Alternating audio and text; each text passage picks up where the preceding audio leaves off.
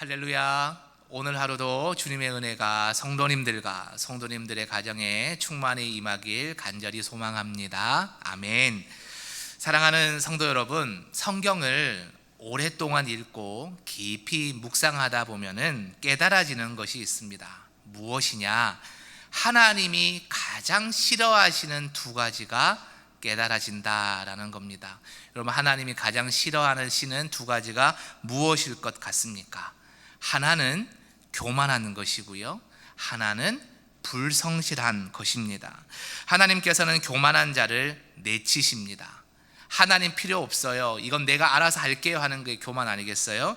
그런 사람은 하나님도 필요 없다 하신다라는 겁니다. 또한 불성실한 종을 하나님은 악하다라고 말씀하시죠.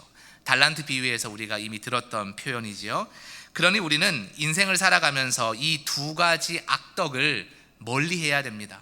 어떻게 하면 복을 받나요? 라는 질문을 하실 수 있는데, 저는 이렇게 말씀드리고 싶어요. 이 두 가지 악덕목, 교만함, 불성실함을 버리면 복을 받습니다 라고 말씀드릴 수 있을 것 같아요.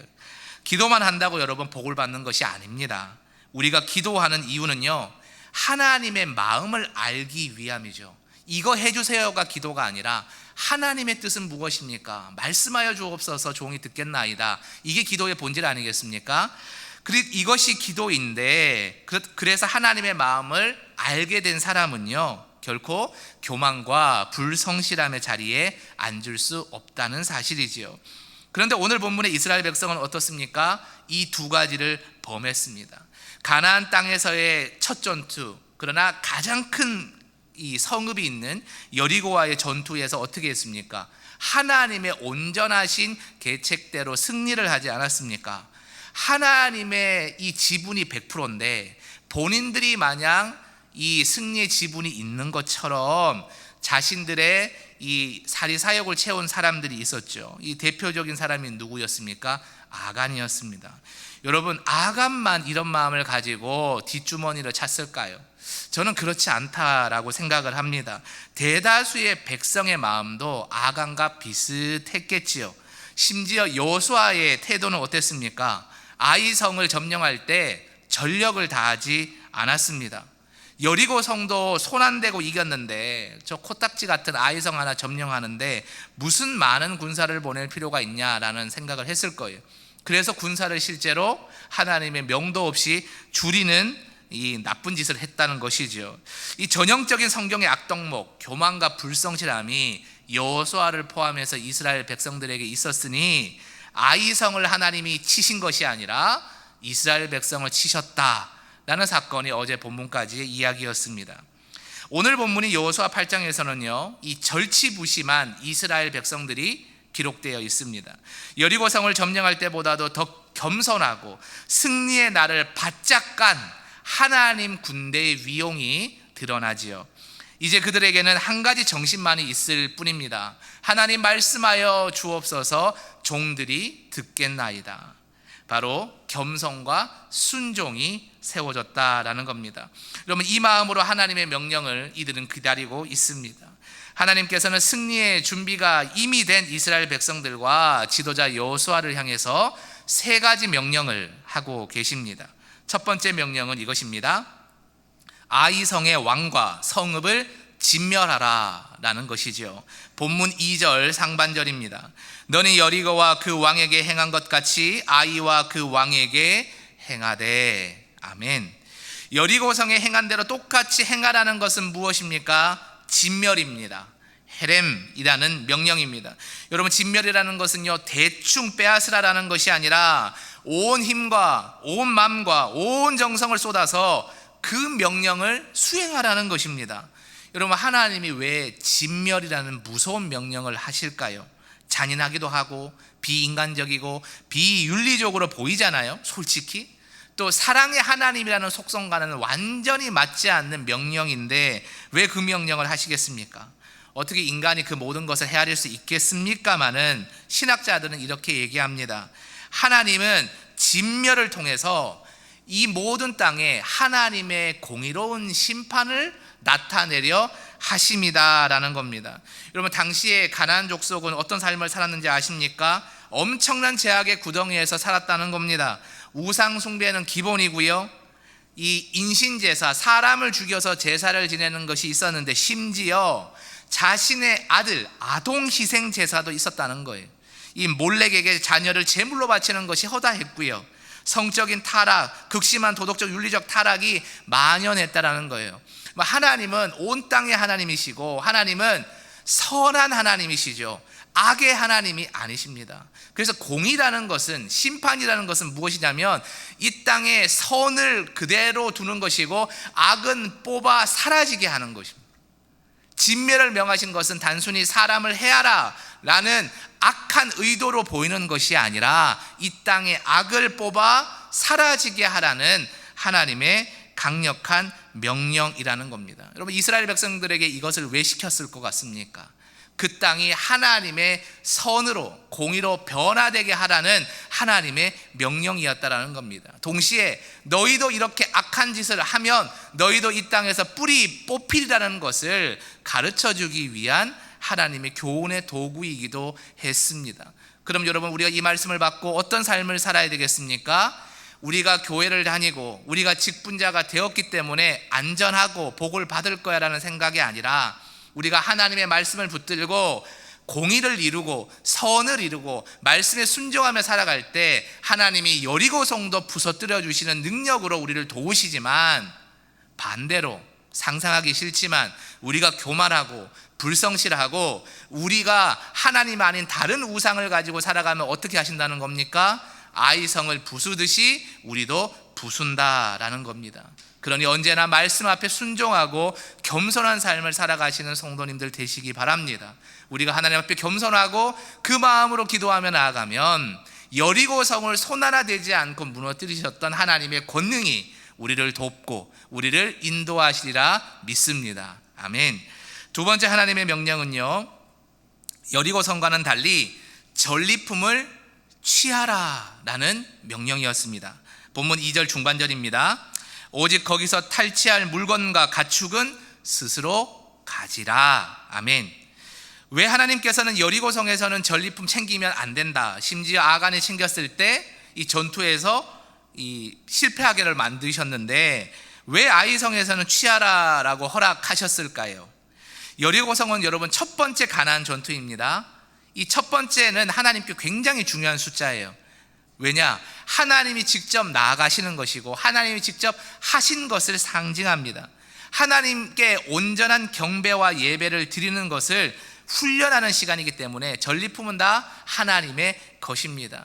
여러분, 예전에 직장에 나가셔서 첫 월급 받으시면 어떻게 하십니까? 11조 때에서 감사함으로 드리기도 하시지만, 또 어떤 성도님들은 100%를 다 하나님께 드린 분도 분명히 있을 거예요. 이 초실절의 정신에 따라서. 마찬가지로 그런 의미가 이 안에 있다라는 겁니다. 그러나 아이성에서는 여러분 어떻습니까? 이제는 첫 번째가 아니라 두 번째입니다. 또 다른 아이성이 세 번째, 네 번째, 다섯 번째 이어질 겁니다. 일상이 시작되는 것입니다. 삶이 연속적으로 계속 일어납니다. 우리의 삶의 터전을 살아갈 때에 영적인 승리만을 가지고는 여러분 살 수 없지 않습니까? 우리 물질적인 것도 필요합니다. 우리의 삶의 필요를 하나님께서 결코 모르시지 않는다라는 겁니다. 그래서 하나님께서 전리품을 가지라는 명령을 하시면서 우리의 삶을 돌볼 수 있도록 우리의 필요를 채워주시는 물질의 복과 환경의 복을 허락하시겠다는 약속입니다. 또한 전리품을 가지라는 명령과 더불어서 아이성의 모든 것을 이미 너희 이스라엘 손에 맡겼다는 승리의 약속을 주시는 거예요.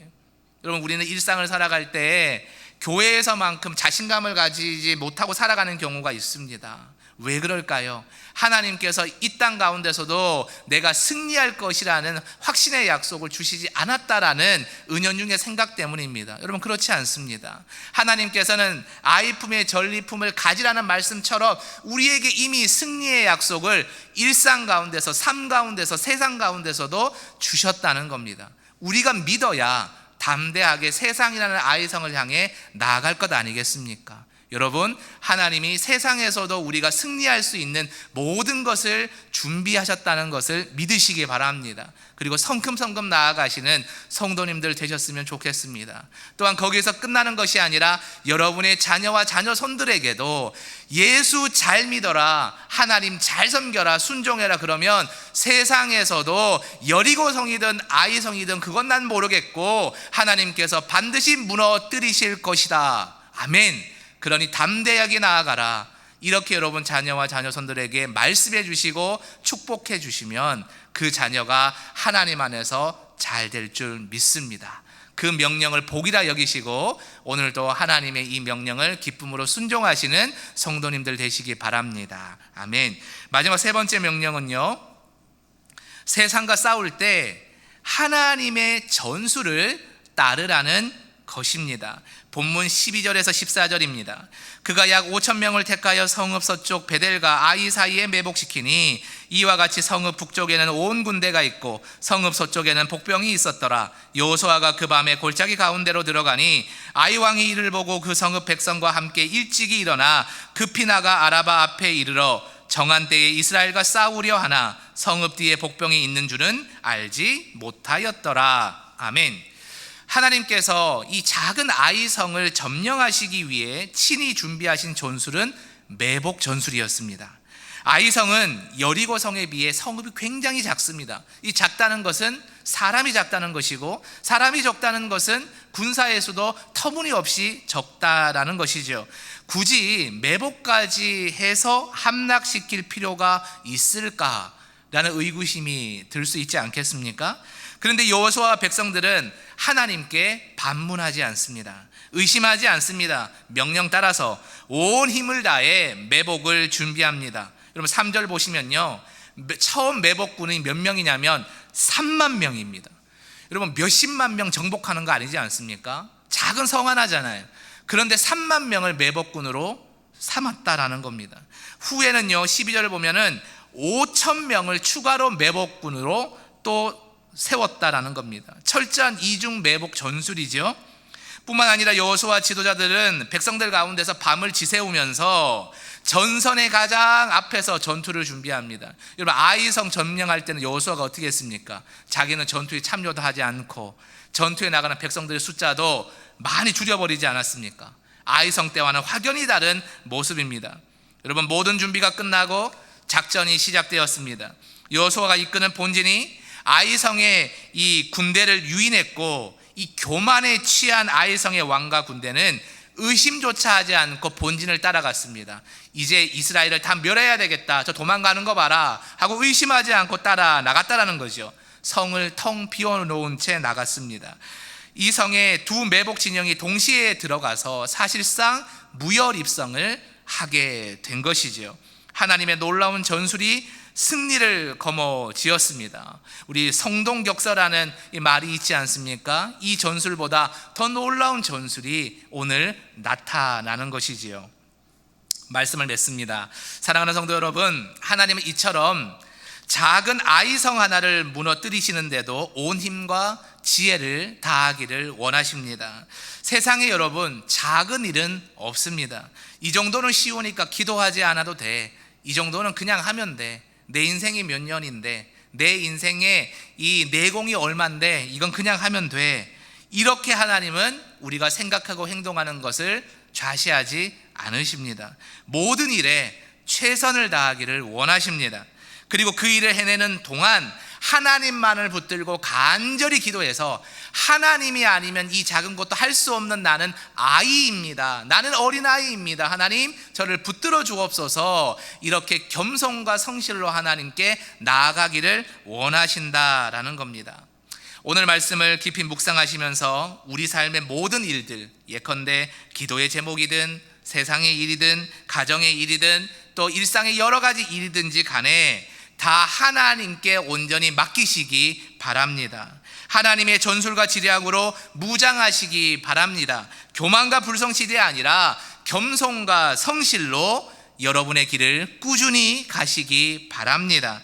그러면 하나님의 영광이 여러분의 삶을 통해 반드시 드러나게 될 줄 확신합니다. 이 시간 함께 말씀을 상고하는 모든 영세교회 성도들이 하나님의 승리의 영광을 드러내며 살아가기를, 그 아름다운 인생을 걸어가기를 주님의 이름으로 간절히 축원드립니다. 아멘. 이 시간 합심하여 기도하겠습니다. 이렇게 기도하겠습니다. 하나님, 우리가 하나님만을 의지하게 하여 주옵소서. 우리 가운데 교만과 불성실이 있어서 하나님이 우리를 모른다 하는 존재가 되지 않게 하여 주시고, 언제나 주님 앞에 겸손케 하시고 성실케 하시고 세상의 작은 일도 하나님께 의지하며 최선을 다하는 주님께서 기뻐하시는 주의 백성이 되게 하여 주시옵소서. 이 시간 주여 한번 외쳐 부르고 통성으로 기도하며 나아가겠습니다. 주여, 하나님 아버지, 이 시간 우리의 믿음과 우리의 삶이 하나님 앞에 교만하지 않게 하여 주옵소서. 불성실하지 않게 하여 주옵소서. 늘 겸손하여서 하나님 앞에 작은 어린아이의 심정으로 서서 기도하는 주의 백성들, 주의 성도들, 주의 자녀들이 되게 하여 주옵소서. 하나님밖에 없습니다. 하나님이 우리를 붙드셔야 제가 이 세상의 작은 일도 헤쳐나갈 수 있습니다. 주여, 저를 붙들어 주옵소서. 기도하게 하여 주시고, 기도했다면 그 기도의 제목이 이루어질 때까지 우리의 힘과 능력과 건강과 모든 것을 다해서 성실하게 그 일을 잘 감당할 수 있는 주님께서 기뻐하시는 겸손과 성실의 사람 되게 하여 주옵소서. 온전히 하나님만을 의지할 때 우리의 삶과 우리의 가정과 우리의 일상의 모든 것이 하나님께서 붙드시고 친히 인도하시는 놀라운 기적을 경험하는 시간으로 채워지게 하여 주시옵소서. 하나님께서 가장 미워하시는 것이 교만함이고 불성실함이라는 사실을 오늘의 말씀을 통해 다시금 깨달았습니다. 하나님, 이 시간 우리의 마음속에 우리 자신은 하나님 앞에 어린아이와 같습니다. 하나님 붙들어 주시지 않으면 우리는 아무것도 할 수 없습니다 고백하는 겸손의 신앙이 세워지게 하여 주시고, 기도했다면 그 기도의 제목이 이루어질 때까지 우리의 힘과 건강과 능력과 지혜를 온전히 다할 수 있는 성실함을 허락하여 주옵소서. 그래서 이 자리에 있는 모든 주의 백성들이 하나님만을 의지할 수 있는 순전한 믿음을 세워가게 하여 주시옵소서. 교만하지 않고 온 힘을 다해 성실히 살아가는 삶을 이루어갈 때 하나님께서 복을 더하여 주시고, 하나님의 이름을 드높이는 도구로 이들과 이들의 자녀손들의 인생을 사용하여 주시옵소서. 일상의 여러 가지 삶의 문제와 기도 제목을 놓고 이 자리에 기도하러 나온 성도들이 있습니다. 매손 한파를 뚫고 나온 성도들과 또 온라인 상해지지만 가정에서 간절히 기도의 단을 쌓는 성도들의 기도를 주님 모른다 하지 마시고 하나님 넉넉히 이루어 주셔서 하나님이 이 시대에도 살아계신 나의 왕이심을 고백할 수 있는 간증의 자리가 매일매일 이어지게 하여 주시옵소서. 이 모든 간구를 우리 주 예수 그리스도의 이름으로 간절히 기도드립니다. 아멘.